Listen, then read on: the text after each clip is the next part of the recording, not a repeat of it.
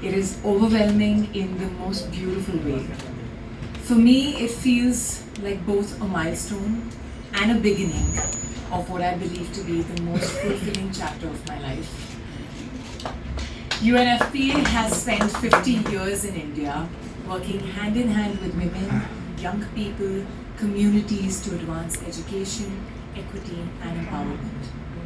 To be welcomed into this legacy makes me feel deeply honored, but also profoundly responsible. Responsible to carry this torch forward into the future we all are building together. This role is deeply personal to me. I have always dreamt of representing my country globally in a meaningful way. And I've also always dreamt of being able to use my voice, my influence, for a cause that I deeply believe in. And today I feel like both my dreams have beautifully merged and become this extraordinary moment. When I talk about gender equality, I feel for me gender equality is not just an idea. It is about dignity, about equal opportunities, about the freedom to make one's own choices. And I've always believed that education is the key that unlocks that freedom, the power to decide your own path. I've also always strongly felt for the cause of domestic violence, and I in fact even produced my first film on this very subject. Because I believe that real change doesn't happen overnight. It takes time, it takes persistence, it takes a constant push and nudge from generation after generation.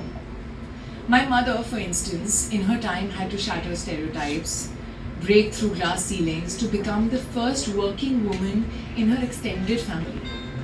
She was told, like many other girls at that time, that, why do you want to study so much? You're eventually going to get married. What is the point of getting another degree?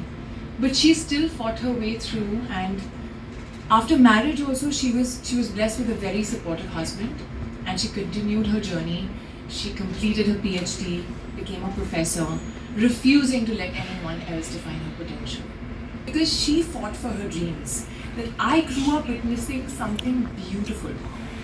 Both my parents were working and managing our home with equal responsibility, equal partnership, and equal respect.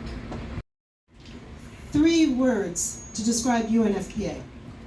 3 words to describe UNFPA. I would say the 3 E's: empowerment, education, and equity. Because I feel that when women and girls are empowered to lead, they're educated to make their own decisions, and they're treated fairly in the society and everywhere they go, they can really thrive and rise and shine.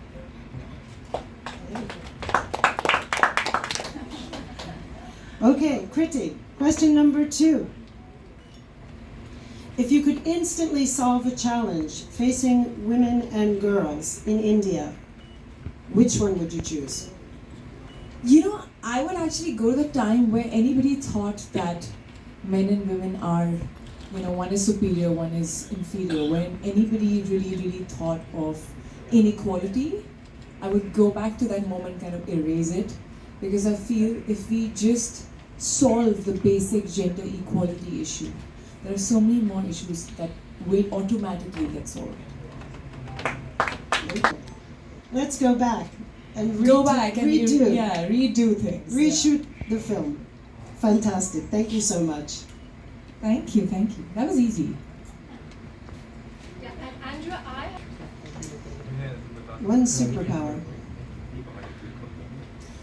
I think it would be the power to be unstoppable and to dream without limit and to dream and pursue fearlessly.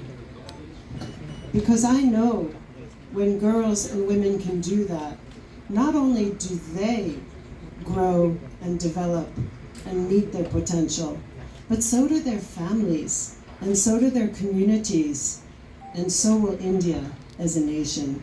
I'm so convinced. thank you so much,